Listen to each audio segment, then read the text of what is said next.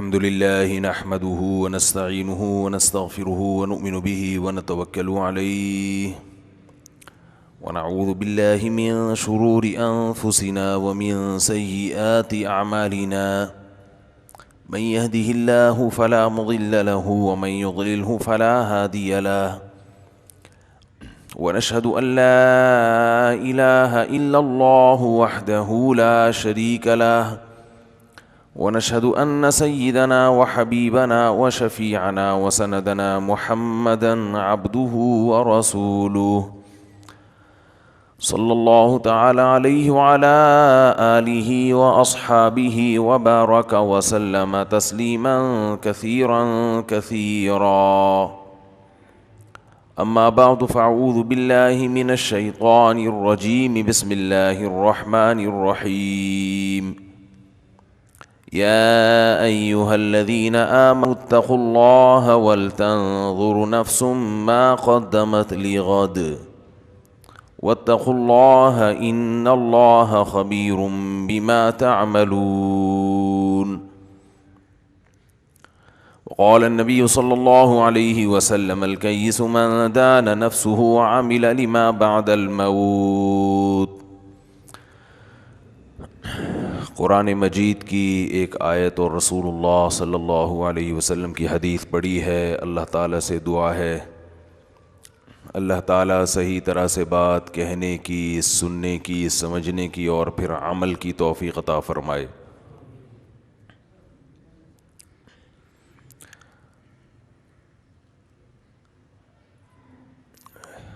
سنریہم آیاتنا فی الآفاق وفی انفسہم.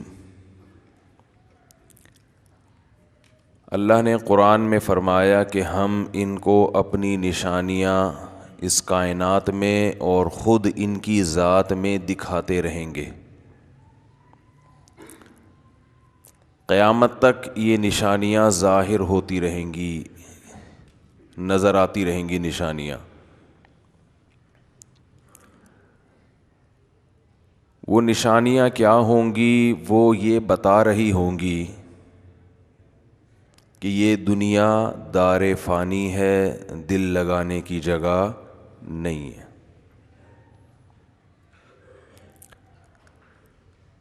عقل مند لوگ ان نشانیوں سے عبرت حاصل کریں گے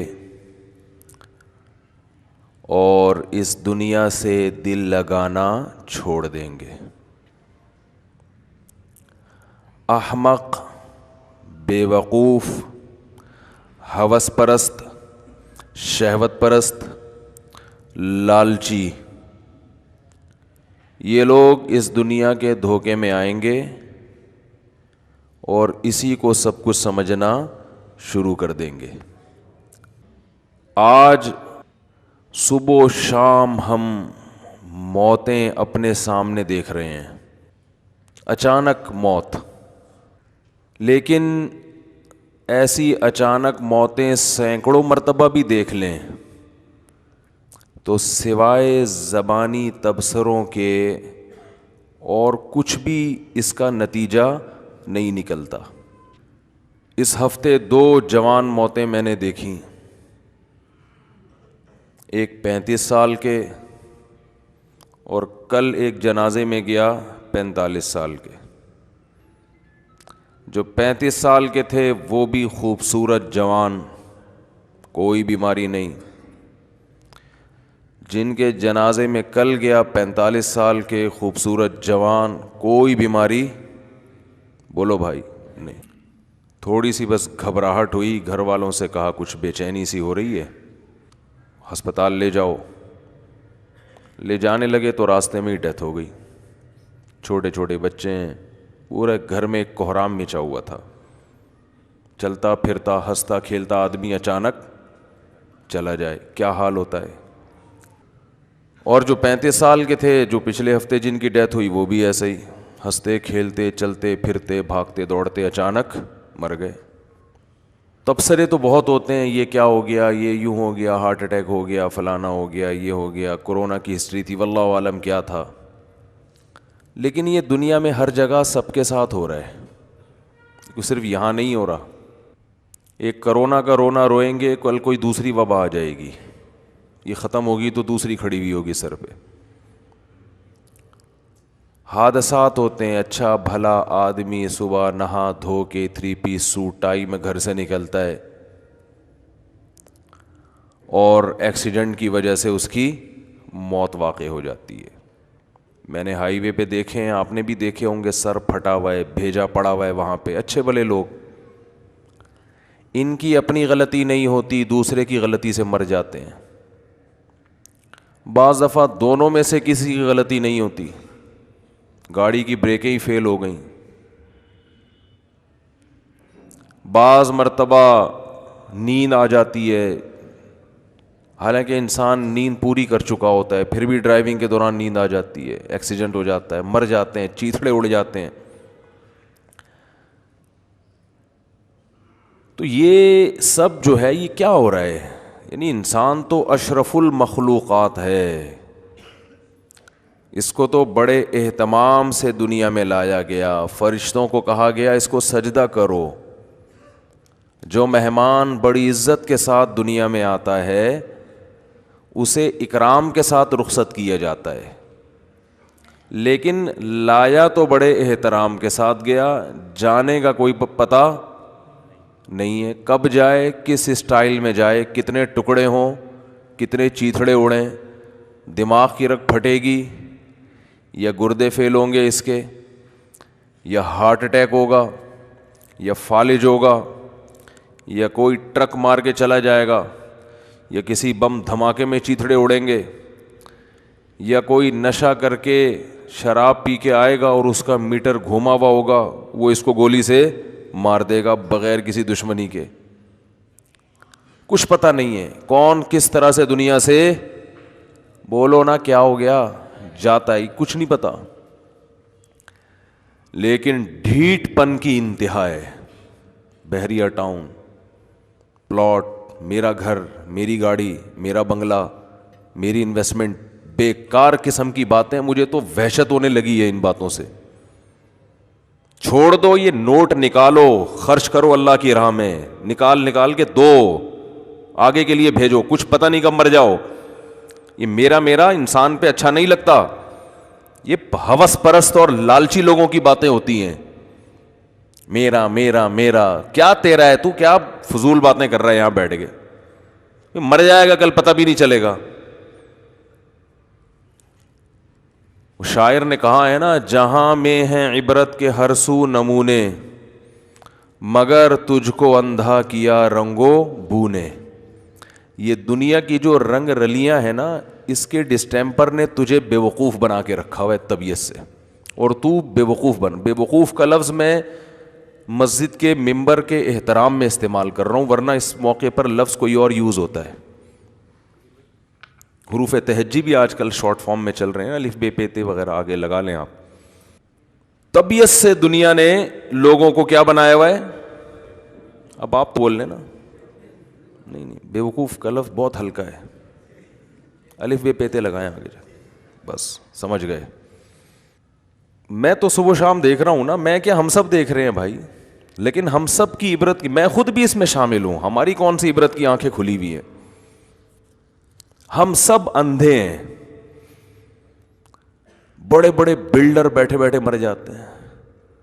1.5-2 مہینے پہلے میری کسی بلڈر سے ملاقات تھی، وہ ملنا چاہ رہا تھا کسی مسئلے پہ۔ جنہوں نے ملاقات رکھوائی وہ بلڈر نہیں جو باڈی بلڈنگ کرتے ہیں، وہ جو بلڈنگیں بناتے ہیں۔ کسی نے مجھے کہا کہ بھائی ملاقات ہے آپ کی، اور ارب پتی آدمی ہے، اور 10 گاڑیاں پیچھے چلتی ہیں، 10 گاڑیاں آگے چلتی ہیں، سیکیورٹی اتنی ہے، اور پھوں پھاں۔ اطلاع آئی کہ بیٹھے بیٹھے انا للہ ہو گیا، بیٹھے بیٹھے لیٹ گئے۔ پروگرام نہیں تھا لیٹنے کا۔ بعض دفعہ آدمی کا پروگرام ہوتا ہے لیٹنے کا، رات کو بستر پہ بیٹھتا ہے پھر لیٹ جاتا ہے، یہ لیٹنا پروگرام کے تحت ہوتا ہے۔ بعض دفعہ لیٹنے کا کوئی پروگرام بولو نہیں ہوتا، فرشتے آ کے ایسا لیٹاتے ہیں کہ پھر پولیس سے بھی نہیں اٹھتا، کسی سے بھی نہیں اٹھتا، اقوام متحدہ سے نہیں اٹھتا۔ نیٹو کی افواج نہیں اٹھا سکتی پھر اس کو, کیونکہ نیٹو کی جو افواج افغانستان میں جا کے لیٹی ہیں ان کو کوئی نہیں اٹھا سکا, تو وہ کسی اور کو کہاں سے اٹھائیں گے بھائی. پتہ نہیں کیا ہو گیا آپ لوگ کو یار, اچھے بلے تھے پچھلے ہفتے تو بڑے, آج پھر ویسے ہی مرجھائے ہوئے ہو گئے ہیں. تو ایک دفعہ لیٹتا ہے, اس کے بعد اٹھنا نصیب نہیں ہوتا. آج اعمال کو تو کسی حد تک لوگ فوکس کرتے ہیں کہ عمل کو اچھا کر لو, دل سے دنیا کے جو محبت کے جو گٹر ابل رہے ہیں نا, اس فانی چیز کو جو دل دیا ہوا ہے. ہمارے حضرت فرمایا کرتے تھے کہ بعض دیکھنے میں بڑے بڑے صوفی سے ہوتے ہیں, نیک پرہیزگار, لیکن دل میں دنیا کی محبت کے گٹر ابل رہے ہوتے ہیں. یہ تو نہیں کہیں گے کہ چشمے پھوٹ رہے ہوتے ہیں, صحیح ہے نا, چشمہ تو اچھی چیز ہوتی ہے نا, چشمے نہیں پھوٹ رہے, دنیا کی محبت کے گٹر ابل رہے ہیں, گٹر سے نہریں بہہ رہی ہیں, غلاظتیں. یہ بڑی خطرناک چیز ہے جو آج بظاہر دینداروں میں بھی ہے. بظاہر اس لیے کہ وہ دیندار حقیقت میں ہے ہی نہیں. کل کسی نے مجھے بتایا کہ ایک مشہور کوہ پیما, کیا نام ہے ان کا, علی کر کے ہے کچھ, علی سگپارا, اللہ تعالیٰ ان کو زندگی نصیب کرے, K2 کی پہاڑی پہ گئے اور غائب ہو گئے, کوئی رابطہ نہیں ہو رہا. اب لوگ اس بحث میں پڑے ہوئے ہیں کہ ایسا خطرناک کام کرنا چاہیے تھا یا نہیں کرنا چاہیے تھا. اس میں ہر آدمی کی اپنی ایک رائے ہوتی ہے. جو بھی عقل وحی کی تعلیمات کے بغیر استعمال ہوگی نا, وہ عقل آپ کو گمراہی کی طرف لے کے جائے گی. عقل کے طاقت سے آپ غلط کو صحیح اور صحیح کو غلط بنا کے پیش کر سکتے ہیں. جیسے بچے میں بھی تھوڑی سی سمجھ ہوتی ہے نا, بڑا اگر نگرانی کرے تو پھر بچے کی سمجھ صحیح استعمال ہوتی ہے. تو ایسے ہی انسان کی اگر اللہ کی طرف سے رہنمائی ہو اور وحی کی تعلیمات اور اللہ اس کے رسول صلی اللہ علیہ وسلم کی تعلیمات کے تحت عقل کو استعمال کرتا ہے نا, تو وہ عقل کہاں جاتی ہے, بولو صحیح.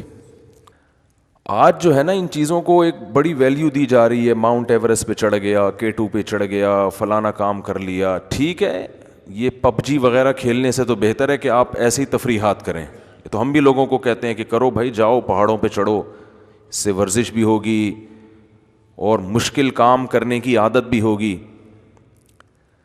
لیکن ایسی مشکلات میں اپنے آپ کو ڈالنا کہ جان خطرے میں پڑ جائے, یہ غلط ہے. اس کو اسلام کبھی بھی اس کی حوصلہ افزائی نہیں کرتا.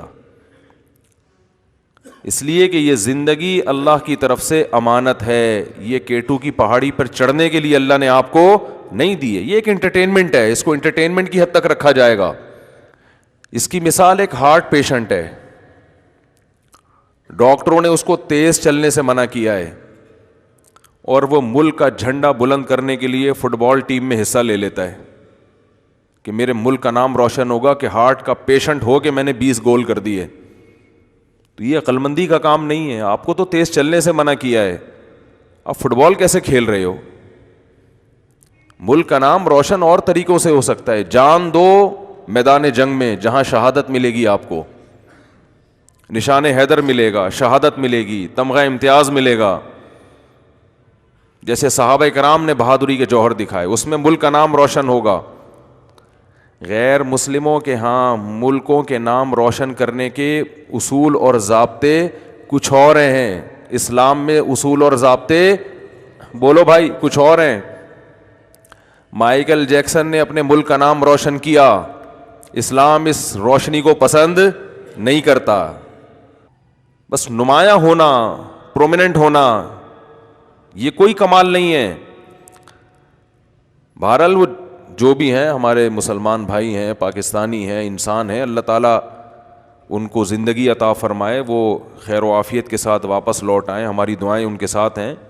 لیکن میں ایک اصول اور ضابطے کی بات کر رہا ہوں کہ ایسے کام کرنا جس میں جان خطرے میں پڑ جائے, تو ایسے کام سے ملک کو اگر واقعتاً فائدہ ہو رہا ہے, کوئی عملی فائدہ ہو رہا ہے, صرف نام روشن نہیں ہو رہا, عملی فائدہ ہو رہا ہے, پھر تو ٹھیک ہے, پھر تو شہادت ہے. اور اگر محض ایک انٹرٹینمنٹ ہے, محض ایک مشکل کام ہے, تو اسلام پھر اس کی حوصلہ افزائی نہیں کرتا کہ بھئی آپ کو جو پیدا کیا ہے, پیدا کرنے والے نے وہ ایک ہدف دے کے پیدا کیا ہے آپ کو. وہ K2 اور ماؤنٹ ایوریسٹ کی پہاڑیاں سر کرنے کے لیے پیدا نہیں کیا آپ کو. یہ انٹرٹینمنٹ کی حد تک صحیح ہے, تفریح کی حد تک صحیح ہے, تو تفریح میں جان کو تھوڑی خطرے میں ڈالا جائے گا. گھر والوں پہ کیا گزرتی ہے ایک تفریح ہے, لیکن بیوی بچوں پہ کیا گزرتی ہے, خاندان پہ کیا گزرتی ہے, دوست احباب پہ کیا گزرتی ہے. گورے پر قیاس نہ کیا کریں اپنے آپ کو. گورے کا مقصد ہی یہ دنیا ہے. وہ تو کرے گا سب کچھ, وہ بلیڈ بھی کھائے گا. ان کے میجک شو میں بلیڈ کھا رہے ہوتے ہیں, دیکھا ہے نا آپ لوگوں نے یوٹیوب پہ. تو آج کل سب کچھ آ رہا ہے, بلیڈ کھا گیا, کیلیں کھا گیا. آئرن کے لیے بھائی آئرن کے کیپسول کھا لو, کیل کھانے کی تمہیں کیا ضرورت ہے, وہ کھا جاتے ہیں, کمال ہے. تو ایک فالتو چیز میں آپ نے اپنا ٹائم ویسٹ کیا. خیر یہ میرا موضوع نہیں ہے. تو میں یہ عرض کر رہا تھا کہ اللہ تعالیٰ نے عبرت کے اتنے نمونے دنیا میں رکھے ہیں. بیٹھے بیٹھے لوگ مر جاتے ہیں, ہارٹ اٹیک ہو جاتا ہے, کوئی وبائیں آتی ہیں, ایک وبا آتی ہے اور لاکھوں لوگوں کو لپیٹ کر لے جاتی. سیکیورٹی کے تمام تر انتظامات کے باوجود دھماکے ہو جاتے ہیں. وہی گارڈ آپ کی موت کا سبب بن جاتا ہے جس کو آپ نے حفاظت کے لیے رکھا تھا. یہ سب جگہ ہوتا ہے, صرف ہمارے یہاں نہیں ہوتا. جہاز گر جاتے ہیں, کریش ہو جاتے ہیں. تو یہ سب چیزیں اس کی علامت ہیں. اللہ ہمیں بار بار بار بار بار بار بتا رہے ہیں کہ یہ دنیا دل لگانے کی جگہ بولو نہیں ہے. تو کریں کیا؟ اب سوال پیدا ہوتا ہے. آپ کہہ رہے ہوں گے کہ مفتی صاحب ہر تھوڑے دن یہ قصہ لے کے بیٹھ جاتے ہیں کہ دنیا دل لگانے کی جگہ نہیں ہے. تو نہیں لگا کے کیا کرنا ہے پھر؟ کیا روٹی کھانا چھوڑ دیں؟ نہیں آ رہی بات سمجھ میں. کیا شادی کرنا چھوڑ دیں؟ کیا بچے پیدا کرنا چھوڑ دیں؟ کیا کاروبار کرنا چھوڑ دیں؟ دل لگانے کی جگہ نہیں ہے تو کیا کرنا کیا ہے؟ میں سمجھا پا رہا ہوں اپنی بات؟ ارے کیا ہو گیا, سمجھ میں آ رہی ہے بات؟ بھائی سوال یہ پیدا ہوتا ہے دل نہیں لگانا تو کیا کریں؟ دل نہ لگا کے کمانا تو ہے, دکان پہ تو پھر بھی بیٹھنا ہے. دکان بند کر دیں کیا؟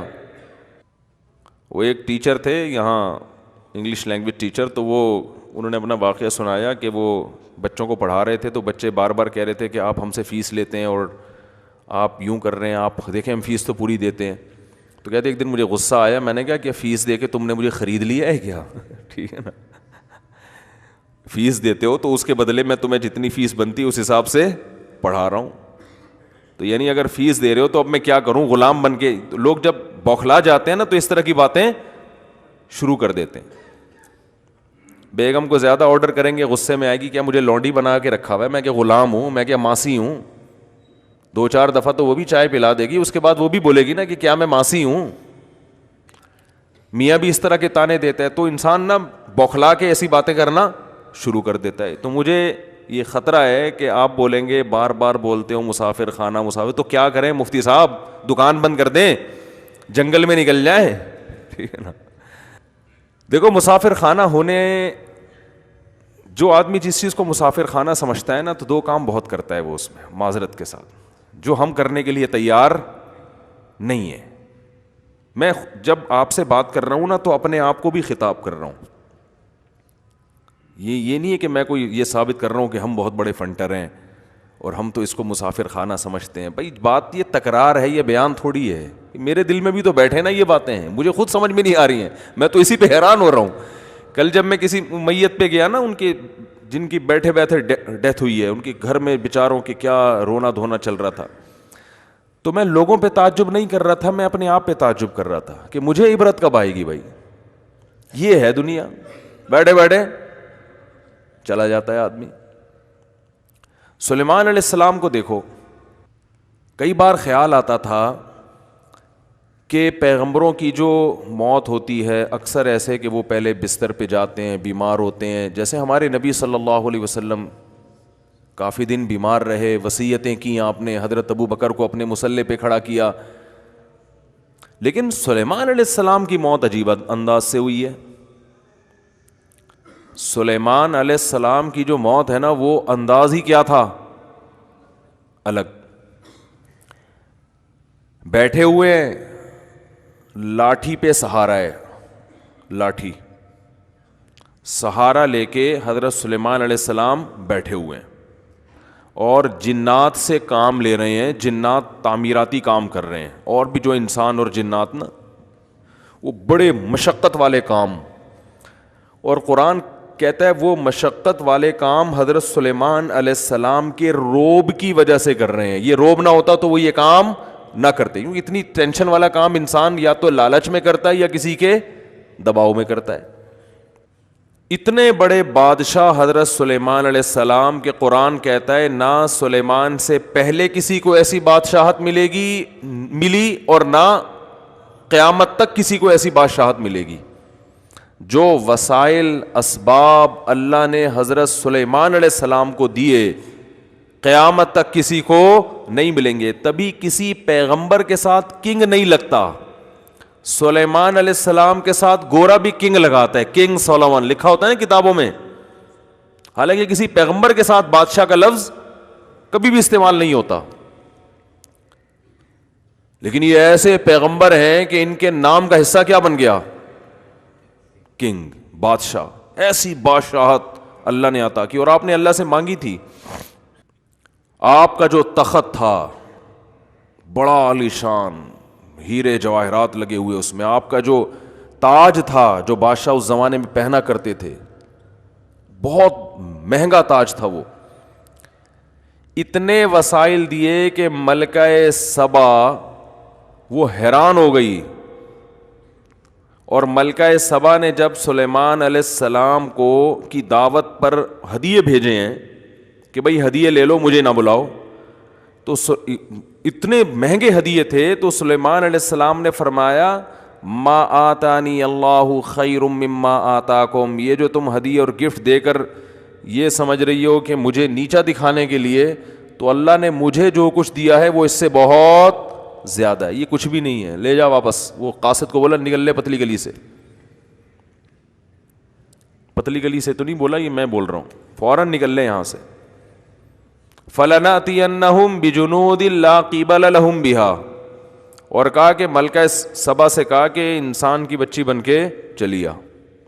حاکم کو کہہ رہے ہیں, ایک کنٹری کے بادشاہ کو کہہ رہے ہیں کہ تو اور اپنی فوج کے ساتھ تمیز سے بولو واپس. تو پاور ہوگی تو یہ سٹائل ہوگا نا بات کرنے کا. کیا کریں یار, پھر بات سے بات نکلتی ہے.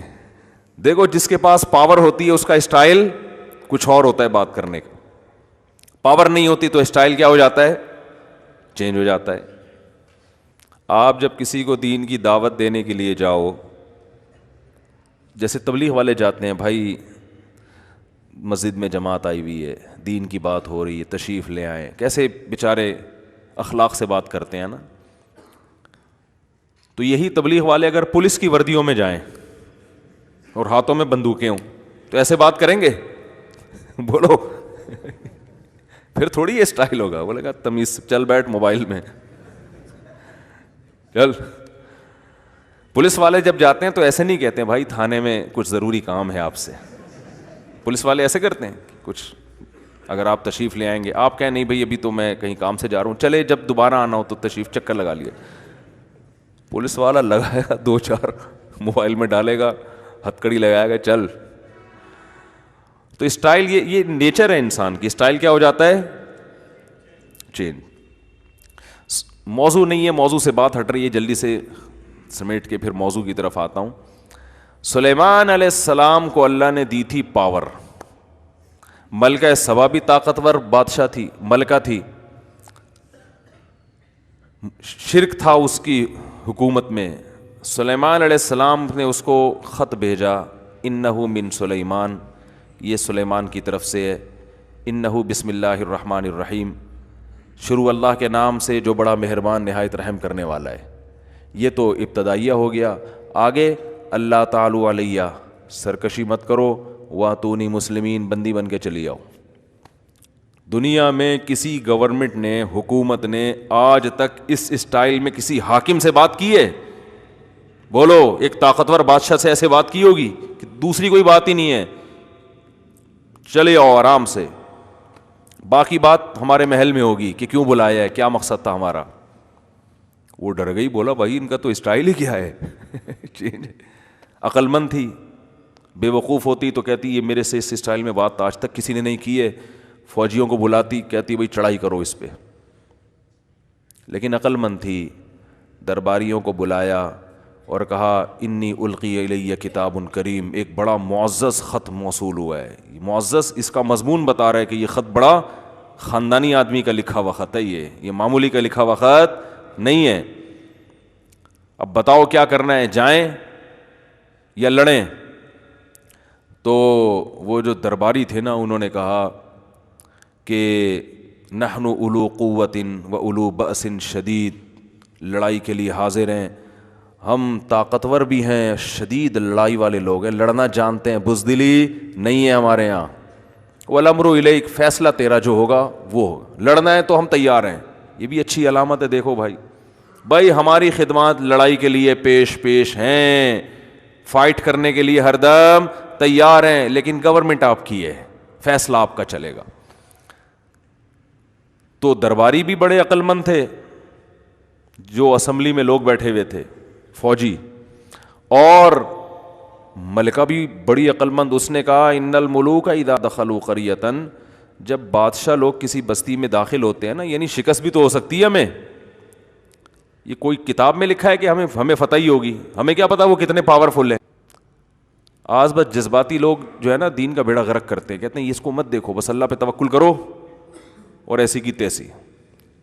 اسلام آپ کو گراؤنڈ ریئلٹی، زمینی اسباب دیکھنے کا حکم دیتا ہے۔ خیر، تو جلدی سے سمیٹتا ہوں، وہ اس نے کہا کہ بھئی نہیں، پہلے ہم ان کو آزمائیں گے، یہ لالچی لوگ ہیں تو ہدیہ ودیہ دے کے چپ ہو جائیں گے، اور اگر یہ ویژنری لوگ ہیں، واقعی اللہ کی توحید کی طرف بلا رہے ہیں، تو پھر یہ ہدیوں سے خوش نہیں ہوں گے۔ کسی مفتی کے پاس جاؤ طلاق کا فتویٰ لینے نا، پہلے ہدیہ دے دو، تو اگر وہ 2 نمبر آدمی ہوگا نا تو وہ آپ کے مرضی سے جواب دے گا، 1 نمبر ہوگا تو ہدیہ دو یا نہ دو، وہ جواب وہ دے گا جو کس کے مطابق ہوگا، شریعت کے مطابق۔ تو آج کل طلاقوں کے مسائل میں لوگوں نے بہت ہیر پھیر شروع کر دی ہے۔ خیر، آخرت بھی آئے گی ایک دن، یہ جو 3 طلاقیں دے کے ایک کروا کے لے آتے ہو نا اہل حدیث علماء سے، یہ سب لٹکے ہوئے ہوں گے قیامت کے دن۔ ہاں، یہ بتا دوں، کسی اہل حدیث عالم کو اجازت نہیں ہے کہ وہ زنا کی اجازت دے دے، 3 طلاقوں کے بعد بیوی حرام، کوئی قرآن و حدیث میں ایسی دلیل نہیں ہے جس سے پتہ چلتا ہو کہ 3 طلاقیں ایک ہوتی ہیں، 100% غلط ہے۔ کسی کے سمجھ میں نہ آئے، میرے پاس بٹھا دو، لائیو کیمرہ آن کر دو، میں دودھ کا دودھ پانی کا پانی 2 منٹ میں کر دوں گا انشاءاللہ۔ میں نے ایک اہل حدیث عالم کو یہ اپنے طلاق کے مسائل پر ایک کلپ ریکارڈ کروا کے بھیجا، میں نے کہا حضرت اس کا جواب دیں، کہنے لگے یار یہ 1400 سال سے اختلافی مسئلہ چلا آ رہا ہے، یہ مسئلہ حل نہیں ہوگا، جو جس رائے پر عمل کر رہا ہے۔ میں نے کہا ایسا نہیں ہے، 1400 سال سے اختلافی نہیں ہے، صحابہ تابعین میں اجماعی مسئلہ تھا، بعد میں چند لوگوں نے اختلاف کیا ہے اور ان کے پاس کوئی مضبوط دلیل نہیں ہے۔ تو اہل حدیث علماء کے احترام کے باوجود، میں نہیں کہتا کہ وہ معاذ اللہ جہنمی ہے یا گمراہ ہے، میں یہ دعوے نہیں کرتا، ان کے احترام کے باوجود طلاق کے مسئلے میں اہل حدیث عالم سے فتویٰ لینا جائز نہیں ہے۔ کوئی اہل حدیث مسلک پہ بھی عمل کر رہا ہے تو بھی 3 طلاقیں دے کے بیوی کو رکھا ہوا ہے تو خدا کے غضب اور عذاب سے ڈرے وہ۔ قرآن نے صاف طور پر کہا ہے کہ تیسری طلاق کے بعد بیوی حلال نہیں ہے۔ یہ بہت زیادہ یورپ میں، امریکہ میں بہت پھیل گیا یہ مسئلہ، کوئی دلیل نہیں ہے۔ ابن تیمیہ رحمۃ اللہ علیہ کا ایک تفرد ہے 7ویں صدی ہجری میں، وہ بڑے عالم تھے، بزرگ تھے، غلطی ہو گئی، اس غلطی کو پوری امت پہ تھوپا جا رہا ہے۔ غلطی ہر ایک سے ہو سکتی ہے، اور ڈاکٹر ذاکر نائک کا میں آپ سے زیادہ احترام کرتا ہوں۔ طلاق کے مسائل میں ڈاکٹر ذاکر نائک کی کوئی ویلیو نہیں ہے، وہ مفتی نہیں ہے، ان کو نہیں پتا کچھ بھی ان چیزوں کا، وہ اپنی فیلڈ کے امام ہیں، ان سے آپ اس کے بارے میں پوچھو۔ مسائل کام یہ ڈاکٹر ذاکر نائک کا نہیں ہے۔ لوگوں نے ایک اور مسئلہ بھی ڈاکٹر ذاکر نائک سے، وہ جو حیا کے خلاف ہے مسئلہ ہینڈ پریکٹس جس کو کہا جاتا ہے، وہ بھی ڈاکٹر صاحب کا ایک فتویٰ ہے کہ مکروہ ہے، کچھ مجبوری میں کچھ تھوڑا سا نرم الفاظ ہیں، ایسا بھی نہیں ہے۔ قرآن نے صاف طور پہ کہا ہے 2 ٹوک لفظوں میں، فمن ابتغى وراء ذلك، جو اس راستے کے علاوہ، یعنی بیوی کی طرف اللہ نے گویا اشارہ کیا ہے، جو بیوی کے علاوہ اپنی خواہش کسی بھی طریقے سے پوری کرے گا, یہ لوگ اللہ کی حدود سے تجاوز کرنے والے ہیں. رہا مسئلہ کہ فلاں کا فتویٰ بھی ہے, فلاں صحابی کا, دیکھو فتوے ہر جگہ ہر طرح کے مل جاتے ہیں, شاذ اقوال ہوتے ہیں جن پر امت نے عمل نہیں کیا ہوتا. ایسے تو عبداللہ بن عباس سے متع کا جواز بھی ثابت ہے, اگرچہ انہوں نے رجوع کیا اس سے بعد میں, تو فتویٰ تو وہاں سے ایک روایت تو مل گئی نا. روایتیں تو کہیں نہ کہیں سے مل جاتی ہیں, یہ علماء کو پتا ہوتا ہے کہ کون سی روایت اس قابل ہے کہ اس کو آپ قابل اعتنا سمجھتے ہیں, اور کون سی اس قابل ہے کہ اس پر امت نے عمل نہیں کیا, وہ بالکل اس لائق نہیں ہے کہ اس پر عمل کیا جائے. قرآن نے صاف طور پہ کہا ہے فمن ابتغى وراء ذلك, اور قرآن نے یہ نہیں کہا فمن ابتغى وراءه کہ زوجہ کے علاوہ کوئی اور راستہ اختیار کرو گے تو وہ حرام ہے, یہ نہیں کہا. ذالک اس میں اشارہ, دس, جیسے انگلش میں دس کا لفظ ہے نا, یہ ہاتھ سے اشارے کے وقت بولا جاتا ہے. اللہ فرماتے ہیں گویا بیوی کی طرف اللہ اشارہ کر رہے ہیں, اس کے علاوہ کسی اور طرح سے خواہش پوری کی تو یہ فتویٰ اللہ دے چکا ہے قرآن میں. اس کے علاوہ کسی اور طرح سے خواہش پوری کی, یہ لوگ اللہ کی حدود کو بولو توڑنے والے ہیں, حد سے تجاوز کرنے والے ہیں. اس میں ہینڈ پریکٹس بھی داخل ہے.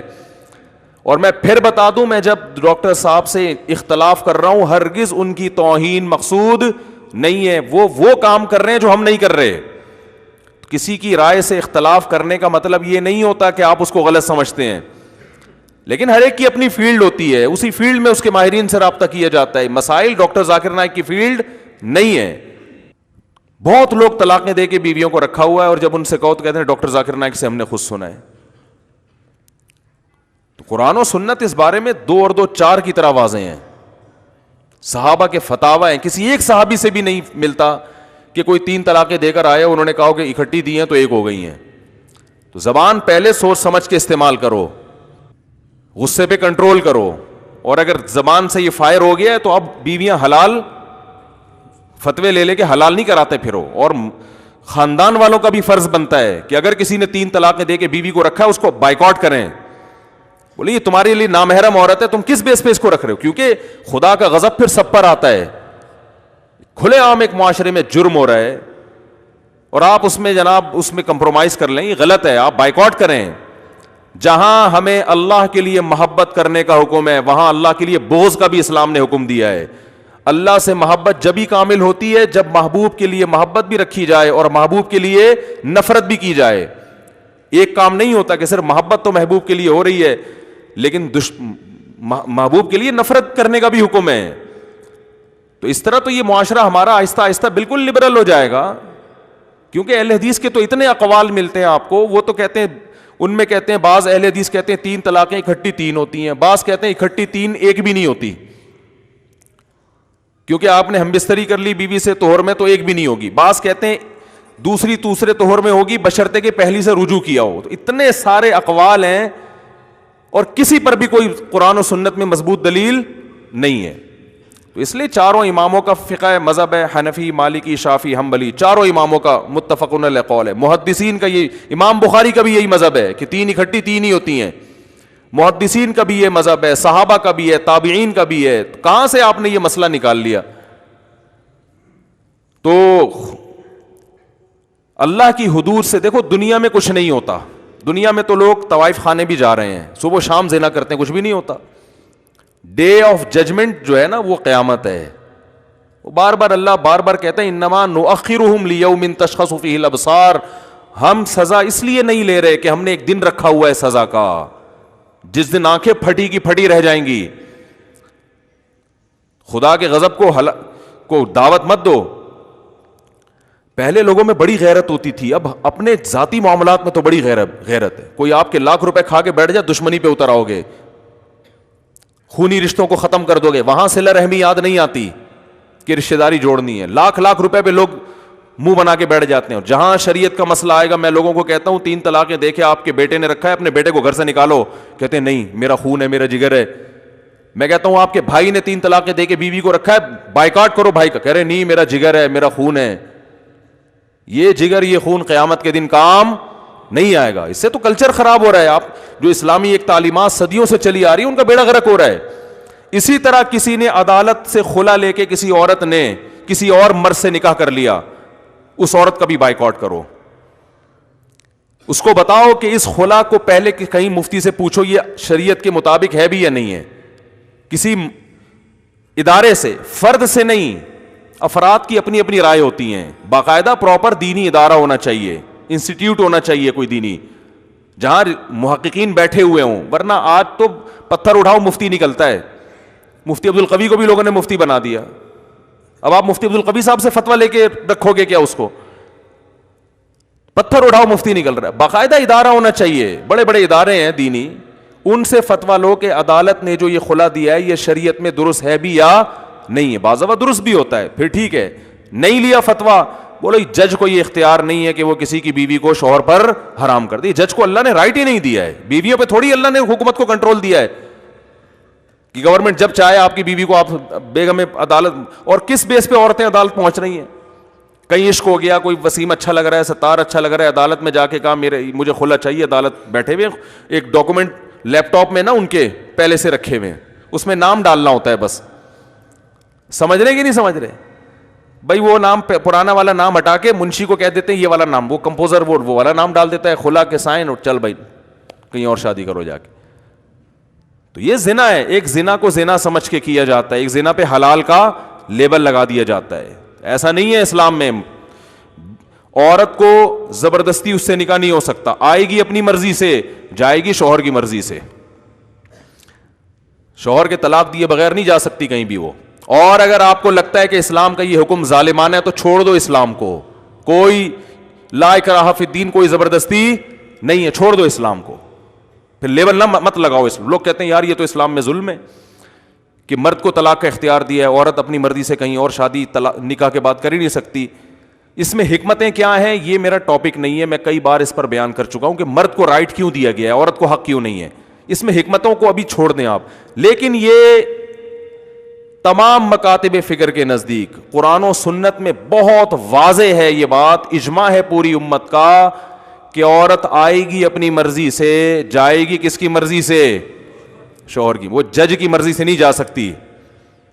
شوہر ڈیورس دے گا. ہاں ظالم شوہر ہے, کیا کرنا ہے اس کے 10 طریقے ہیں. علماء سے آپ آ کے پوچھیں, وہ بتائیں گے کہ ظالم شوہر سے جان چھڑانے کے کیا طریقے ہیں. لیکن ایسا نہیں ہے کہ کلی اختیارات عورت کو دے دیے جائیں. اب اگر آپ کو یہ لگتا ہے کہ عورتوں کو لگتا ہے کہ یہ اسلام کا حکم بڑا ظالمانہ ہے کہ اللہ نے ہمارے ہاتھ سے ڈیورس کا اختیار ہی چھین لیا اور جج کے ہاتھ سے بھی اللہ نے اختیار چھین لیا, تو خواتین پر کوئی پابندی نہیں ہے کہ وہ اپنے آپ کو کیا شو کریں؟ مسلم. وہ بولتے ہیں ہم ایتھیسٹ ہیں, ہم اسلام کو نہیں مانتے. لیکن پھر آپ کے ساتھ پھر ہر طرح کی ڈیلنگ اسی حساب سے ہوگی. پھر آپ کو مسلمانوں کے قبرستان میں دفن, یار ایک تو بول نہیں رہے یافی بھائی, یہ بڑا مسئلہ ہے.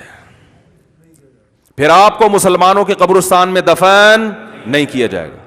آپ سے کوئی مسلم شادی نہیں کرے گا, کیونکہ غیر مسلم کا غیر مسلم عورت سے نکاح نہیں ہوتا. اور پھر آپ کی نماز جنازہ نہیں ہوگی.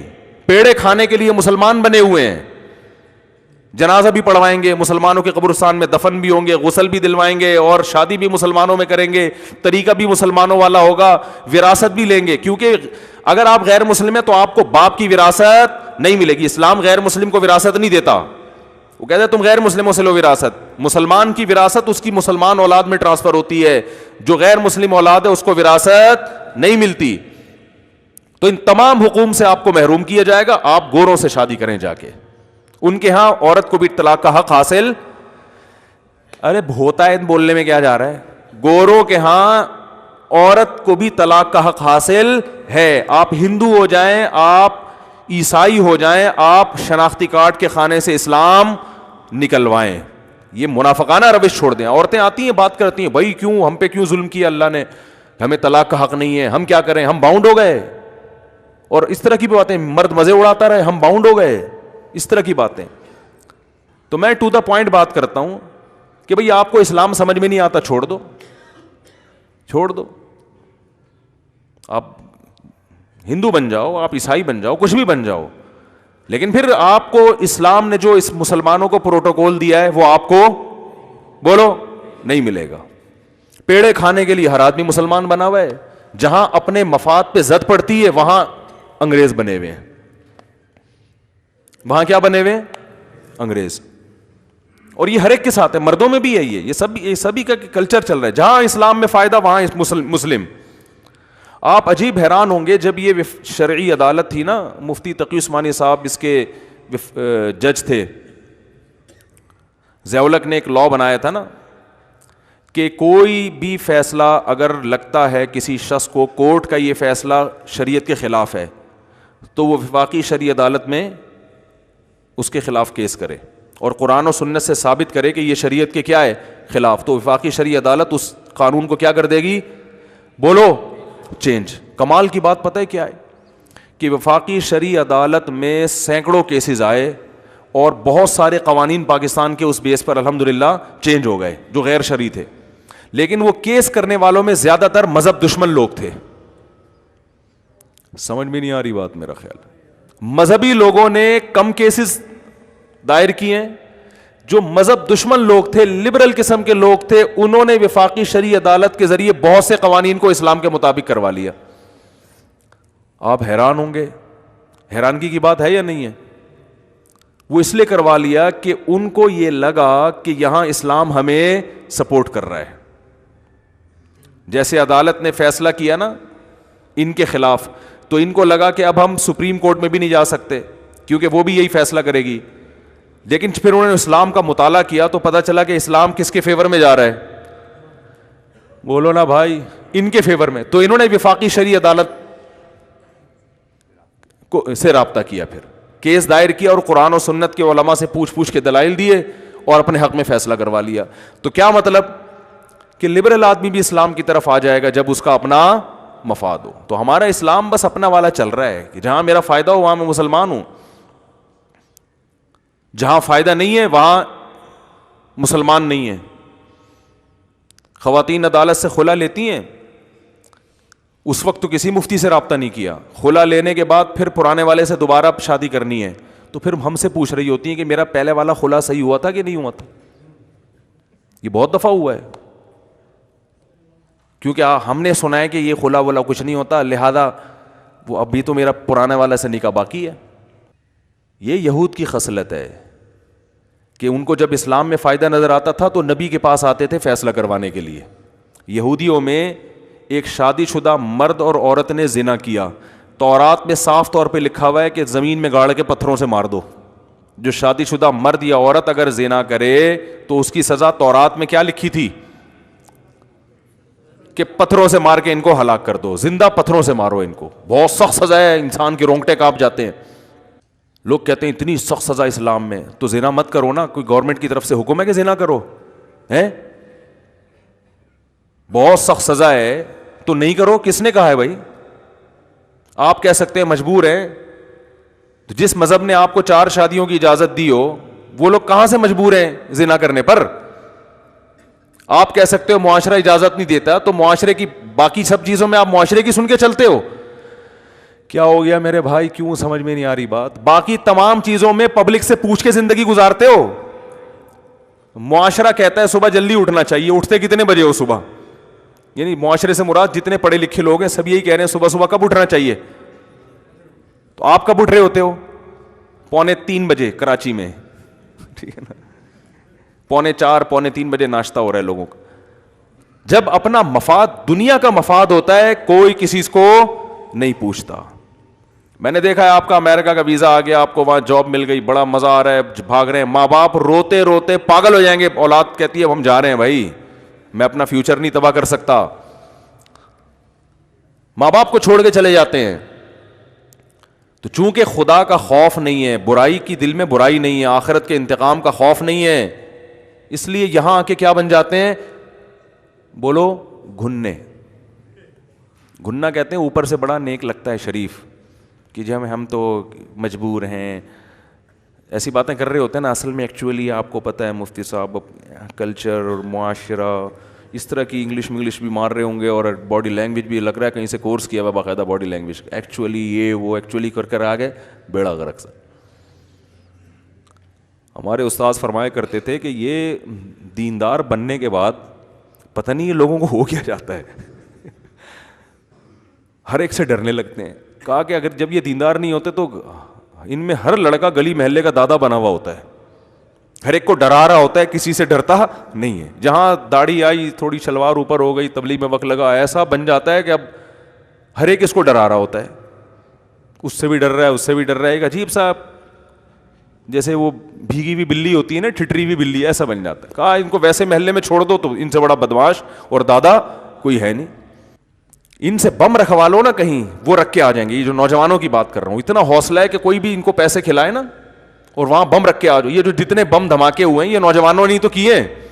لیکن ان سے بولو زنا سے بچنے کے لیے شادی کرو تو ہاتھ پاؤں کانپنے لگتے ہیں. یار کیسے کریں یار, ہمارے تو ابا اجازت نہیں دیتے. خیر یہ کہاں سے کہاں قیام و طعام بہت زیادہ ہو رہا ہے. تو سلیمان علیہ الصلاۃ والسلام کا میں تذکرہ کر رہا تھا. یہ بات یہاں کہاں سے آئی؟ نہیں, ملکہ سبا سے کی بات جو میں نے یو ٹرن مارا, یہ ادھر کہاں سے آ گیا میں ہے؟ نہیں یار وہ مت. خیر ہم سلیمان علیہ السلام کا وہ جلدی سے مکمل کر لوں. تو ملکہ سبا نے دھمکیاں لگائیں, ملکہ سبا نے ہدیے بھیجے. سلیمان علیہ السلام نے کہا میرے پاس اس سے بہت زیادہ ہے. اب چونکہ پاور تھی نا, طاقت تھی, تو انداز دیکھو. کہا کہ ایک دفعہ تو میں نے برداشت کر لیا, میں نے تجھے کہا تھا انسان بن کے چلی آ, اور تو کیا بھیج رہی ہے؟ گفٹ. اب دوبارہ میری طرف سے کوئی نمائندہ نہیں جائے گا دوبارہ لیٹر لے کے. ارجع الیہم, قاصد سے کہا واپس جا. فلناتینہم بجنود لا قبل لہم بہا, ایسا لشکر اب لے کر آ رہا ہوں پیچھے کہ وہ یہ ان کے مقابلے میں کھڑے نہیں ہو سکتے. وَلَنُخْرِجَنَّهُم مِّنْهَا أَذِلَّةً, ان کو ان کے شہر سے رسوا کر کے نکالیں گے ہم.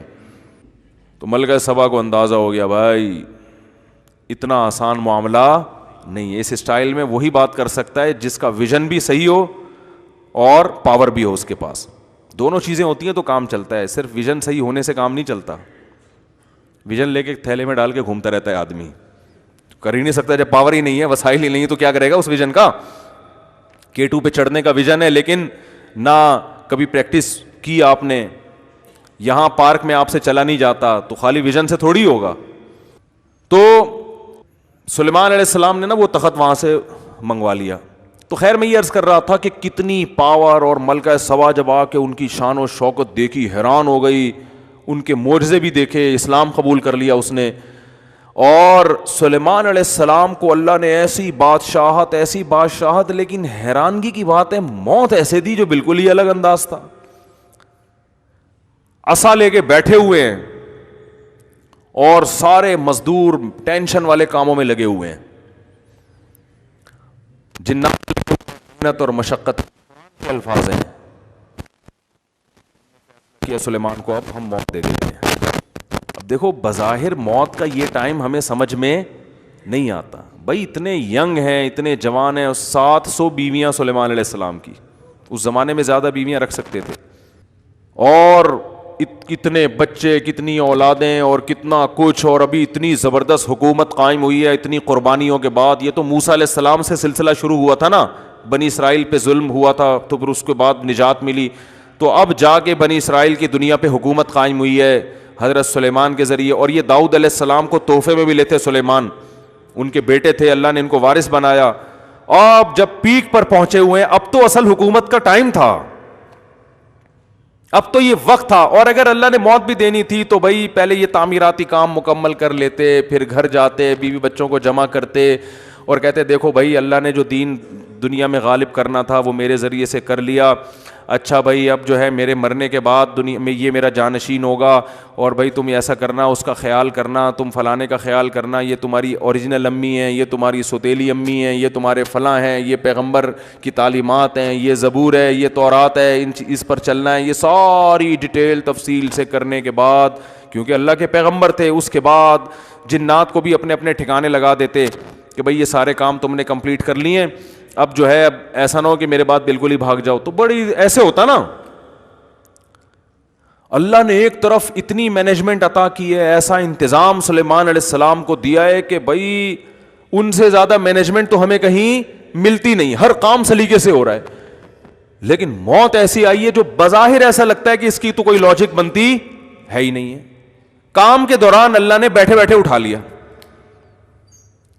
اور عجیب بات یہ ہے کہ جب کسی کی موت واقع ہوتی ہے, ایک دم زمین پہ گرتا ہے نا, وہ سلیمان علیہ السلام جس لاٹھی سے ٹیک لگائے ہوئے تھے نا, وہ اس انداز سے تھی کہ موت واقع ہونے کے باوجود زمین پہ گرے نہیں, کیونکہ لاٹھی نے سہارا دے دیا ہوا تھا آپ کو. بیٹھے ہوئے اس انداز سے, وہ بھی اللہ نے بٹھایا ہوگا, اس انداز سے اللہ نے آپ کو بٹھایا کہ اللہ کے علم میں تھا کہ اب ان کی روح میں نے قبض کرنی ہے. سلیمان علیہ السلام بیٹھے ہوئے, اور بظاہر ایسا لگتا ہے حضرت سلیمان علیہ السلام کو بھی پتہ نہیں تھا, کیونکہ پتہ ہوتا نا تو پھر وہ پورا انتظام کرتے بیٹھ کے.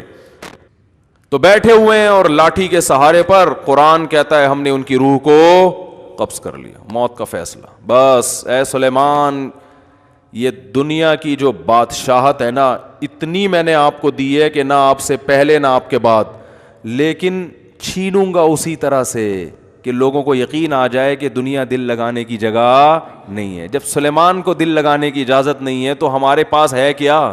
ایک چنچی لے کے گھوم رہے ہوں گے, ایک رکشا لے کے گھوم رہے ہوں گے, 120 گز کے 240 گز کے 2-4 پلاٹ ہوں گے, یا 8-10 عمارتیں بنا لیں گے, بلڈر بن جائیں گے بہت بڑے. پورا بحریہ ٹاؤن بھی خرید لو تو کتنا ہے؟ کچھ بھی نہیں ہے. تو اللہ نے فرمایا تم کس کھیت کی مولی ہو؟ تم سمجھتے ہو میری تو ابھی بچیوں کی شادی نہیں ہوئی, ابھی تو میں نے اتنا بچوں پہ پیسہ خرچ کیا, ابھی تو میں نے اپنے بچے کو ڈاکٹر بنایا ہے, اب وہ کلینک کھول کے بیٹھے گا, خون پسینے کی میری کمائی اب گھر میں آنا شروع ہوگی, بہت سے مریضوں کو پہلے تجربہ کر کے قبرستان پہنچائے گا, کچھ جو بچ جائیں گے پھر ان پہ تجربے کرے گا, پھر بڑا ڈاکٹر بنے. بڑا ڈاکٹر پتہ ہے کسے کہتے ہیں؟ جو تجرباتی مراحل سے گزر چکا ہوں. اس لیے میں ہمیشہ کہتا ہوں علاج ہمیشہ بڑے ڈاکٹر سے کراؤ. ٹھیک ہے نا. لوگ مجھ سے ویکسین کے بارے میں پوچھ رہے ہیں, کرونا ویکسین. میں نے کہا بھائی میں ڈاکٹر نہیں, مجھے نہیں پتا یہ کوئی تجرباتی ویکسین نہ ہو کہیں, تو کسی اچھے ڈاکٹر سے پوچھ لو تجربوں کے بعد ہمیں لگا رہے ہو یا ہم پہ تجربے کر رہے ہو, کیونکہ بعض دفعہ تجربے بھی ہو رہے ہوتے ہیں ڈاکٹروں کے, لگا کے دیکھو ہوتا کیا ہے. صحیح ہے نا. تو ہمیں کیا پتا بھائی, اس لیے میں لوگ مجھ سے کہتے ہیں, میں کہتا ہوں بھائی کسی بڑے ڈاکٹر جو آپ جانتے بھی ہو جس کو, کہ مجھ پہ کم از کم یہ تجربہ نہیں کرے گا, ورنہ وہ تجربوں کی بھیٹ نہ چڑھ جاؤ کہیں. تو ڈاکٹر سے پوچھو, یہ ان کی فیلڈ ہے. کہنے کا مقصد یہ ہے, مجھ سے پوچھ رہے ہیں ویکسین لگوانی چاہیے کہ نہیں لگوانی چاہیے. تو جب سلیمان علیہ السلام جیسا طاقتور بادشاہ جس کی سلطنت کا دبدبا اور روب آج تک اس کے نام کے ساتھ, ان کے نام کے ساتھ کنگ لگا ہوا ہے, دنیا مانتی ہے بہت بڑے بادشاہ تھے اور اللہ کے محبوب پیغمبر بھی تھے, ان کو موت نے مہلت نہیں دی ہے بھائی. موت بتا کے نہیں آتی, سیکنڈوں میں کام تمام کر دیتی. اور ان کی صحت کیسی ہوگی؟ وہ تو پیغمبر تھے, پیغمبر بیمار تھوڑی ہوتے ہیں, وقتی بیماریاں پیغمبر کو ہوتی ہیں ٹھیک ہو جاتے ہیں. یہ جو اس طرح کی بیماریاں ہیں نا جو چپک جاتی ہیں انسانوں کے ساتھ, یہ پیغمبروں کے ساتھ نہیں ہوتی, الا یہ کہ ایوب علیہ السلام کو آزمائش کے طور پہ بیمار کیا گیا, ورنہ پیغمبروں کی صحت تو بہت زبردست ہوتی ہے. اتنی زبردست صحت, اتنا روب, اتنا دبدبا, خوشحالی, کوئی ٹینشن بھی نہیں ہے, سب اللہ بھی راضی. سب کچھ ہونے کے باوجود ابھی کنسٹرکشن کا کام چل رہا ہے. کام بھی کیا چل رہا ہے؟ کنسٹرکشن کا. اللہ وہ تو کمپلیٹ ہونے دیتا کہ بھیا, کیونکہ قرآن کے الفاظ ہیں کہ سلیمان کی لاٹھی کو نا دیمک نے کھانا شروع کیا ہے, کیونکہ ان کے انتقال کو بہت ٹائم گزر چکا تھا. انبیاء کا جسم خراب نہیں ہوتا مرنے پر, انبیاء کا جسم موت کی صورت میں خراب نہیں ہوتا, بالکل ویسے ہی رہتا ہے, کوئی تغیر نہیں آتا اس میں, کوئی چینجنگ نہیں آتی, ایسا ہی لگتا ہے جیسے زندہ ہیں. تو قرآن کے الفاظ ہیں کہ دیمک نے اس لاٹھی کو کھانا, دیمک یا کوئی بھی کیڑا, بظاہر دیمک ہی ہے جو زمین سے نکلتی ہے, کھانا شروع کیا ہے. تو اس کی وجہ سے بیلنس کیا ہو گیا؟ آؤٹ. جب بیلنس آؤٹ ہوا ہے تو حضرت سلیمان علیہ السلام کا جسم مبارک زمین پہ گرا ہے. فلما خرّا, قرآن کہتا ہے جب زمین پہ گرے ہیں, تبینت الجن, جنات کو پتہ چلا کہ بھائی ہمیں تو غیب کا علم نہیں ہے, یہ تو پتہ نہیں کتنے دنوں سے ان کی موت واقع ہو گئی ہے, ہمیں تو پتہ ہی نہیں. اور قرآن کہہ رہا ہے کہ اگر جنات کو پتہ ہوتا نا کہ ان کی موت واقع ہو گئی ہے تو وہ اتنی شدید ٹینشن میں ٹائم نہ گزارتے. وہ جیسے ہی ان کو پتہ چلا ان کی موت واقع ہو گئی ہے, جو شٹرنگ کے پھٹے جہاں لگے ہوئے تھے وہ وہیں چھوڑ کر بھاگ گئے. دیکھو مزدوروں سے شٹرنگ کا کام کروا رہے ہو, ابھی شٹرنگ کا کام ہو رہا ہے, اوپر مال ڈالا جا رہا ہے, مزدور کو پتہ چل جائے کہ سیٹھ صاحب ملک سے بھاگ گئے ہیں اور پیسے نہیں دیں گے, ایک تغاری مزید ڈالیں گے مزدور, وہیں سے چھلانگے مار مار کے اتر کے بھاگیں گے, بولے ہمارے باپ کی چھت تھوڑی ہے بھائی, پیسے کی وجہ سے بنا رہے ہیں. ایک وہ بالکل یہی حال جنات نے کیا. تو اللہ نے یہ بھی نہیں کہ ان کی تعمیراتی کاموں کو مکمل کروا لیا, بڑا کام ہو رہا ہے, پیسے قوم کے بھی لگے ہوئے ہیں, سلیمان علیہ السلام کے بھی, حکومت کے بھی, سرمایہ محنت سب ضائع ہو جائے گی, اور یہ شٹرنگ کا کام بھی ادھورا, اور اتنے بڑے بڑے جو ان کے پروجیکٹ چل رہے تھے, اللہ نے فرمایا کہ جنات سب چھوڑ چھاڑ کے ایک دم بھاگ گئے. بولا ہم کیوں اتنی مصیبت میں رہیں, سارے کام ادھورے. اور یاد رکھو اللہ کا کوئی کام حکمت سے خالی نہیں ہوتا. تو بظاہر یہ بے حکمت کام ہے, بظاہر کوئی لاجک نہیں بنتی, اصل میں ایک بہت بڑی لاجک ہے.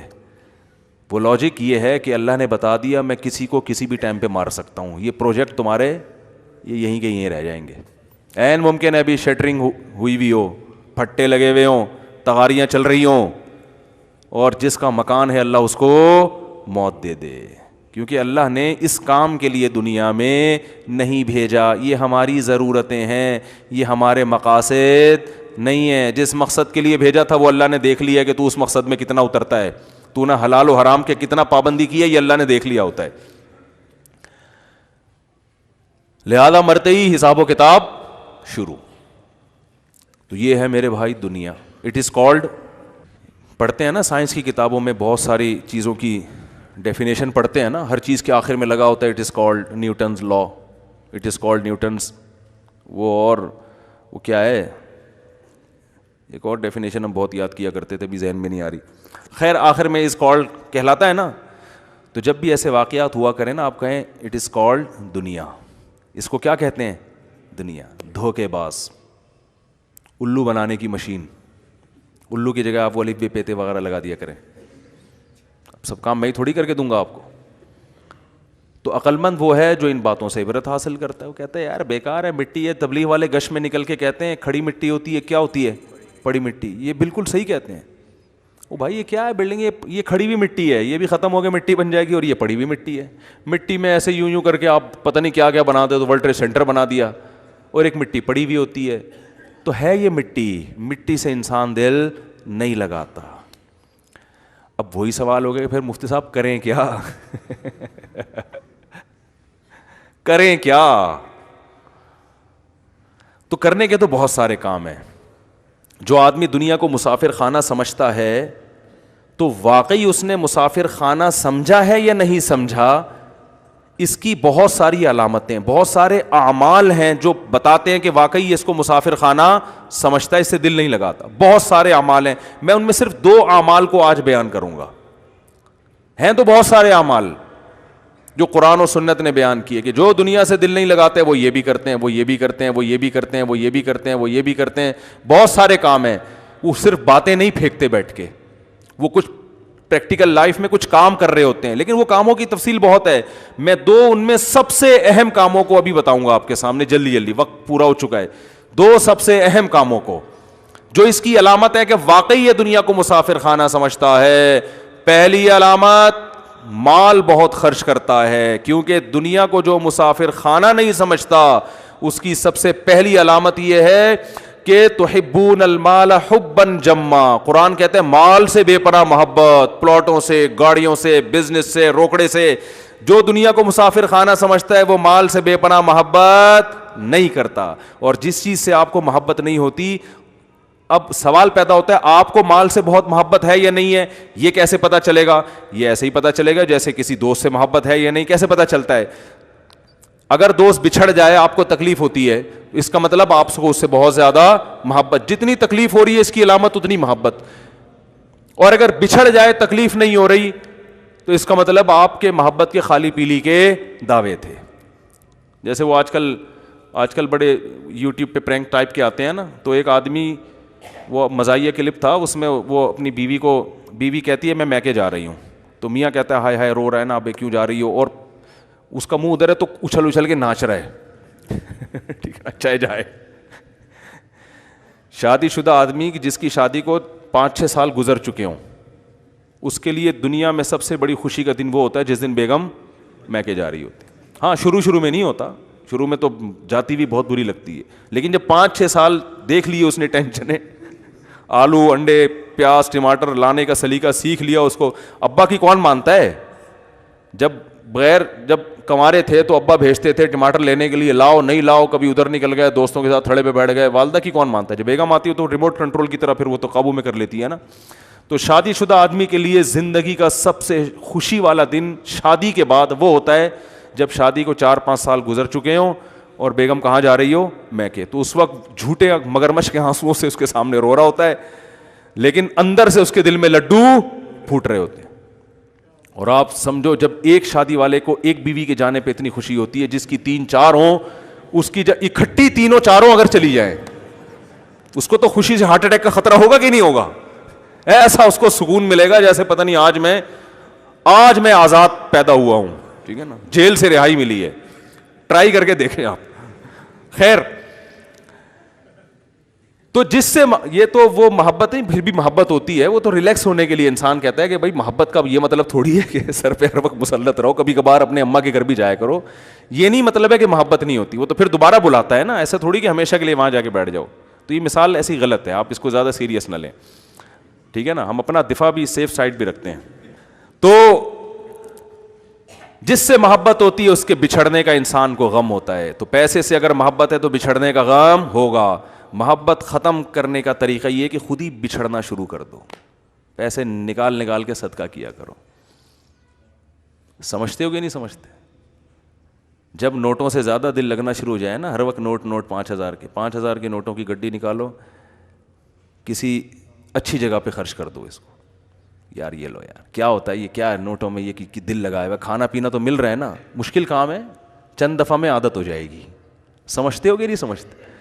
اتنا نہ کہ اپنے بیوی بچوں کو فاقے میں ڈالنا شروع کر دیں, ان کے بنیادی خرچے پہلے پورے کریں. وہ پھر میں کیسے کرنا ہے کیا کرنا ہے وہ میں کئی دفعہ بیان کر چکا ہوں, دوبارہ اس پہ میں انشاءاللہ بیان کروں گا.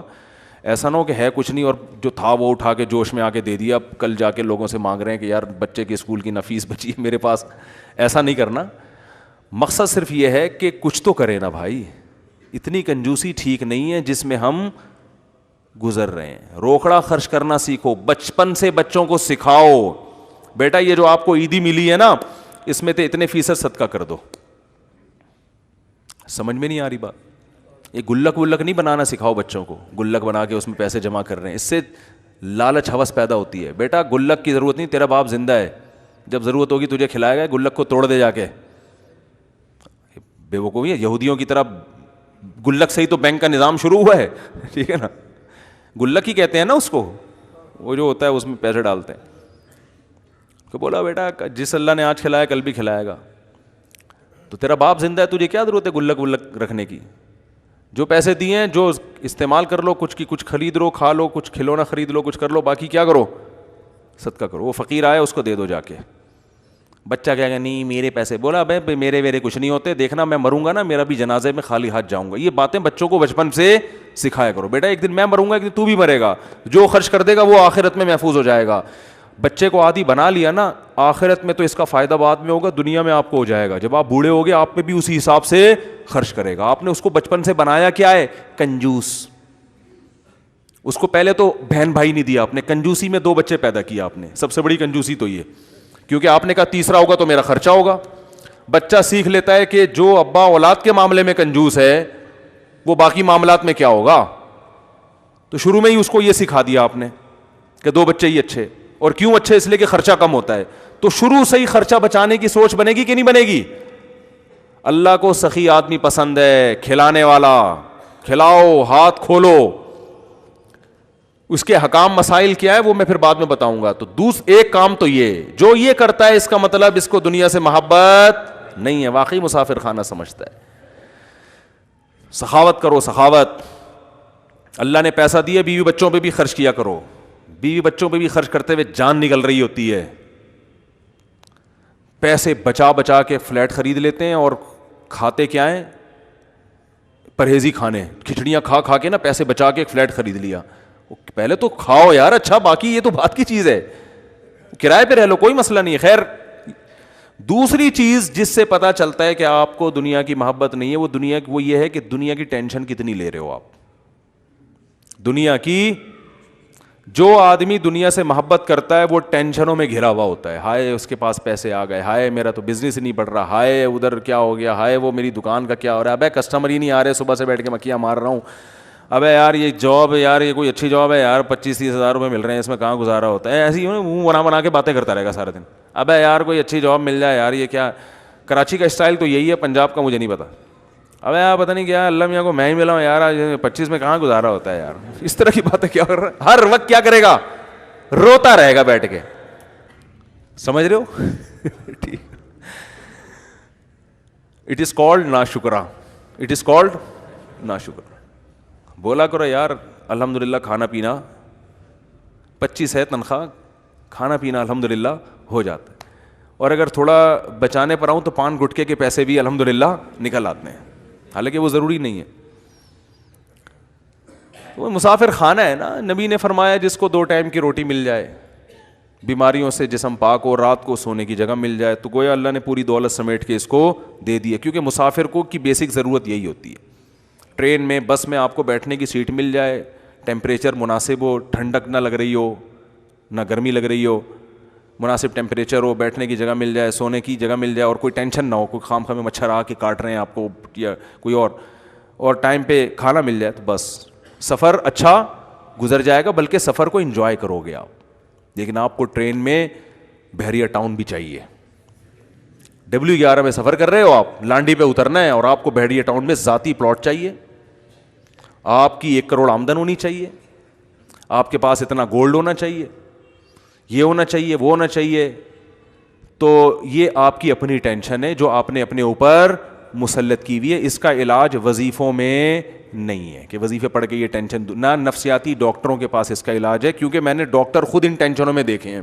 نفسیاتی ڈاکٹر خود ٹینشن میں بیٹھا ہوتا ہے, آج کوئی پیشنٹ ہی نہیں آیا. حقیقت ہے نا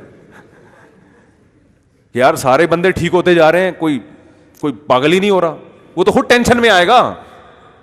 تو وہ آپ کی ٹینشن کہاں سے ختم کرے گا بھائی, وہ تو خود ٹینشن میں آ رہا ہے, یار کوئی پیشنٹ ہی نہیں آ رہا, میرا گھر کا گزارا کیسے ہوگا. تو وہ آپ کی ٹینشن کہاں سے دور. ٹینشن صرف ان لوگوں کی ختم ہوتی ہے جو دنیا کو مسافر خانہ سمجھتے ہیں اور آخرت کے حساب کے لیے تیار رہتے ہیں. ان کو صرف ایک ٹینشن ہوتی ہے آخرت کی, کہ اللہ کے سامنے اعمال کا حساب دینا ہے. تو اللہ تعالی ہمیں اس دنیا کو حقیقت میں مسافر خانہ سمجھنے کی توفیق عطا فرما دے. اب اگر کوئی میت ہوا کرے نا تو تعزیت بھی کیا کریں, سوچا بھی کریں بیٹا تو بھی کسی طرح کسی دن لڑک سکتا ہے ایسے, تو اس خوش فہمی میں نہ رہنا کہ میں تو نہیں جاؤں گا. جتنے لوگ گئے ہیں ان کا کسی کا بھی خیال نہیں تھا کہ میں نے جانا ہے, سب یہی سمجھ رہے تھے کہ وہ چلا گیا, میں تو فٹ فاٹ ہوں, مجھے کیا ہو گیا. تو اس لیے کوئی بھی کسی بھی ٹائم پہ پتلی گلی سے بولتے کیوں نہیں نکل سکتا ہے, تو ہر وقت اس پتلی گلی میں کہ دیکھتے رہا کرو بیٹا یہاں سے جانا ہے تو نے, تو کوئی بھی جا سکتا ہے. اس لیے یہ سب ایسی فضول سی دنیا ہے, دھوکے کا گھر ہے, الو بنانے کی مشین ہے. اور الو کی جگہ آپ ہمیشہ وہ لفظ لگا لیا کریں جو میں آپ کو بتاتے رہتا ہوں, وما علینا الا البلاغ. یہ ڈائلیسس کے پیشنٹ بہت زیادہ ہو گئے ہیں, اور یہ جوانی میں ہی ڈائلیسس پہ آ رہے ہیں. انہوں نے بھی دعا کے لیے کہا ہے ڈائلیسس کی. تو میں بعض دفعہ اپنی معلومات شیئر کرتا ہوں لوگوں کے ساتھ. ڈاکٹروں سے بھی سلام دعا ہے نا, تو کوئی فائدے کی چیز ہو بتا دینی چاہیے. جو ماہر ڈاکٹر ہیں وہ 2 چیزوں کا خیال رکھنے کا حکم دیتے ہیں, 2 چیزوں کا. تینوں دولہا جب مارکیٹ میں آ جائیں تو بتا دینا. تینوں کتنے آ گئے؟ ایک آئے, باقی 2 دولہا کہاں ہیں بھائی؟ آپ بھی ہیں, آ جائیں آگے ماشاء اللہ. اور ایک اور ہول سیل کے حساب سے آپ آگے آ جائیں نا. یہ نکاح ہو جائے پھر بتاتا ہوں, یہ گردے وردے پھیپڑے ویپڑے پھر یہ نکاح کے بعد انشاءاللہ, ٹھیک ہے نا. پھیپڑے کیسے صحیح رہیں گے, گردے کیسے صحیح رہیں گے. تو ابھی فل کر رہے ہیں, بس مجھے دے دیں یار, نکاح پڑھاتا ہوں, یہ بعد میں ہوتا رہے گا. دولہا کیا نام ہے دولہا کا؟ امتیاز علی ولد امداد علی. کہاں ہے بھائی امتیاز علی؟ کہاں ہیں آپ؟ ہیں ماشاء اللہ ماشاء اللہ. اور دلہن کے وکیل کدھر ہیں؟ دلہن کا نام ہے سعدیہ ولد محمد شفیق. ان کے وکیل کہاں ہیں؟ دلہن کے وکیل باہر کیوں ہیں بھائی؟ محمد فراز خان ولد وحید احمد خان. کہاں ہیں آپ؟ ہیں ماشاء اللہ ماشاء اللہ. عائشہ خان بنت مشرف علی خان, یہ دلہن. عشرت علی خان, مشرف علی خان یہ دلہن کے والد کا نام ہے. ان کے وکیل کہاں ہیں دلہن کے؟ جناب آپ ہیں. آپ نے مجھے اجازت دی ہے کہ میں عائشہ خان بنت مشرف علی خان کا نکاح 50,000 روپے مہر میں محمد فراز خان ولد وحید احمد خان سے کروں, اجازت ہے جی؟ ایک اور سلمان علی ول سلیم احمد. سلمان علی ابھی نہیں ہے, کیا کہہ رہے ہیں؟ اچھا بیٹھ جائیے, آپ بیٹھ جائیں, نماز کے بعد ملتے ہیں. جی جی جی جی بیٹھ جائیں. سلمان علی ول سلیم احمد نماز پڑھ رہے ہیں؟ سنتیں پڑھی, اتنی لمبی سنتیں, ہم نے بھی تو سنتیں پڑھی ہیں. آج بہت نیک ہو گئے ماشاء اللہ. مریم قادری بنت سید اعظم حسین, یہ دلہن, ان کے وکیل آپ ہیں. آپ نے اجازت دی ہے کہ میں ان کا نکاح سلمان علی ول سلیم احمد سے 51,000 روپے مہر میں کروں, اجازت ہے جی؟ اچھا, یہ ان کے وکیل کہاں گئے؟ امتیاز علی ول امداد علی سعدیہ ول محمد شفیق, ان کے وکیل کہاں ہیں؟ آپ ہیں. آپ نے اجازت دی ہے کہ میں سعدیہ علی کا نکاح, سعدیہ ول محمد شفیق کا نکاح امتیاز علی ول امداد علی سے کروں, مہر 20,000. 20,000 ہے 2 لاکھ ہے؟ 20,000 مہر میں اجازت ہے؟ ہاں جزاک اللہ. ابھی 4 ہیں ماشاء اللہ ماشاء اللہ, 4 لوگ ایک ایک ٹائم پہ شادی کر رہے ہیں. فیملی پلاننگ والے تو پاگل ہو جائیں گے, بولیں گے کیا کر رہے ہو بھائی تم لوگ. صحیح بات ہے. اسد عدنان, بھائی یہ عدنان لکھا ہوا ہے تو رائٹنگ اتنی لوگوں کی اردو میں خراب ہو گئی ہے یار, اردو کا بیڑا غرق ہو گیا یار. مجھے کبھی غصہ آتا ہے اسکولوں پہ, کبھی گورنمنٹ پہ غصہ آتا ہے. اردو تو سکھا دو لکھنا لوگوں کو. بڑے بڑے پڑھے لکھے لوگ ایسے الٹے ہوئے لال بیگ بنا کے لے آئیں گے. لال بیگ الٹا ہوا ہوتا ہے نا, ٹانگیں یوں کر رہا ہوتا ہے. اسد عزیز ول عزیز الدین, دلہن کا نام ہے جی عائشہ محسن ول محسن پرویز. ان کے ولی کون ہیں؟ وکیل. آپ نے اجازت دی ہے کہ میں عائشہ محسن کا نکاح اسد عزیز سے 50,000 مہر میں کروں, اجازت ہے جی؟ چلو جی شروع کر دیں. چاروں, 3 دولہا تو یہ نظر آ رہے ہیں, ایک یہ, ایک آپ ہیں, تیسرے, چوتھے کہاں ہیں؟ مارکیٹ میں سب آ گئے الحمدللہ. الحمد للہ نحمده ونستعینه ونستغفره ونؤمن به ونتوکل علیہ ونعوذ باللہ من شرور انفسنا ومن سیئات اعمالنا من يهده الله فلا مضل له ومن يضلل فلا هادي له ونشهد ان لا اله الا الله وحده لا شريك له ونشهد ان محمدا عبده ورسوله صلی اللہ تعالی علیہ وعلى آلہ واصحابہ وبارک وسلم تسلیما کثیرا کثیرا. اما بعد فاعوذ باللہ من الشیطان الرجیم. بسم اللہ الرحمن الرحیم.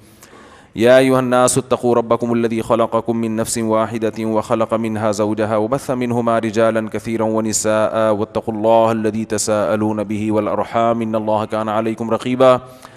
وقال تعالى يا أيها الذين آمنوا اتقوا الله وقولوا قولا سديدا يصلح لكم أعمالكم ويغفر لكم ذنوبكم ومن يطع الله ورسوله فقد فاز فوزا عظيما. وقال النبي صلى الله عليه وسلم النكاح من سنتي وقال فمن رغب عن سنتي فليس مني. وقال النبي صلى الله عليه وسلم تزوجوا الودود الولود فإني مباهي بكم الأمم.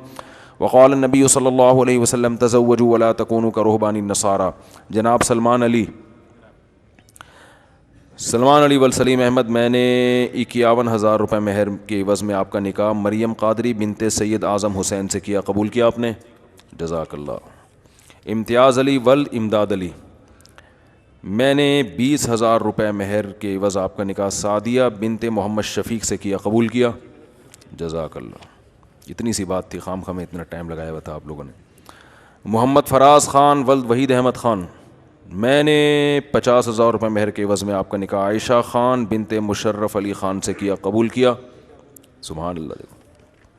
اگر 1 ارب 22 کروڑ مسلمان اسی طرح دھڑ دھڑ نکاح کرتے چلے جائیں تو مسئلہ ہی حل ہو جائیں گے نا, لڑکیوں کے جو اتنے مسائل ہیں گھروں میں بیٹھی ہوئی ہیں. اسد عزیز ول عزیز الدین, میں نے 50,000 روپے مہر کے عوض میں آپ کا نکاح عائشہ محسن ول محسن پرویز سے کیا, قبول کیا؟ ماشاء اللہ. دعا کریں جی اللہ تعالیٰ ان سب کے نکاحوں میں برکت دے. الحمد للہ رب العالمین والعاقبۃ للمتقین والصلاۃ والسلام علی رسولہ الکریم وعلی آلہ وصحبہ اجمعین. اے اللہ ان نکاحوں کو اپنے دربار میں قبول فرما. اے اللہ ان جوڑوں کو تادم حیات کامیاب زندگی گزارنے کی توفیق عطا فرما. اس نکاح کی ان چاروں جوڑوں کو اے اللہ خوب برکتیں نصیب فرما. میاں بیوی میں اللہ کامل محبت نصیب فرما. آدم حیات محبت الفت کے ساتھ عافیت کے ساتھ نکاح کی برکتوں کے ساتھ اے اللہ ان کو زندگی گزارنے کی توفیق نصیب فرما. آپس کے اختلاف و انتشار سے, لڑائی جھگڑوں سے, شیطان کے ہر قسم کے شر سے, گھروں کے ٹوٹنے سے اللہ ان کی حفاظت فرما. اے اللہ ان نکاحوں کو ان کے خاندانوں میں بھی جوڑ کا ذریعہ بنا، خاندانوں میں محبت الفت کا ذریعہ بنا، آپس میں اتفاق اتحاد اور محبت کا ذریعہ بنا، آپس کے اختلاف سے، شیطان کے شر سے، غلط فہمیوں سے، وسوسوں سے اللہ ان کی حفاظت فرما، جس کی بھی جو جائز مراد ہو اللہ اس کی مراد کو پورا فرما۔ اللہم انا نسألک من خیر ما سألک منہ نبیک محمد صلی اللہ علیہ وسلم ونعوذ بک من شر ما استعاذک منہ نبیک محمد صلی اللہ علیہ وسلم، انت المستعان وعلیک البلاغ ولا حول ولا قوة الا باللہ، صلی اللہ تعالی علی خیر خلقہ محمد وعلی آلہ وصحبہ اجمعین برحمتک یا ارحم الراحمین۔ اللہ تعالیٰ مبارک کرے جی آپ سب کو ماشاءاللہ۔ سائن کے لیے نا پیچھے بیٹھ جائیں ذرا، سب مجمع لگے گا نا تو یہاں پہ، جزاک اللہ ماشاءاللہ۔ تھوڑی کیمرے میں شکل بھی دکھا دیں ان کی یار، یہ پھر یاد کریں گے ایک دن جب آپ نانا دادا بنیں گے تو بتائیں گے دیکھو بیٹا میں پہلے ایسا تھا میں ٹھیک ہے نا، ٹھیک ہے نا، آپ یہ بھی دولہا ہیں ماشاءاللہ۔ آ جائیں کیمرے میں یار، دکھا دیں، یہ ویڈیو آپ کو مل جائے گی پھر، ٹھیک ہے ان کو پھر یہ ویڈیو دے دیں۔ ہاں بھائی گلے والے صحن میں جا کے ملیں جی، صحن میں ملیں، یہاں تھوڑے سے مسائل کا بھی چلے گا نا سلسلہ۔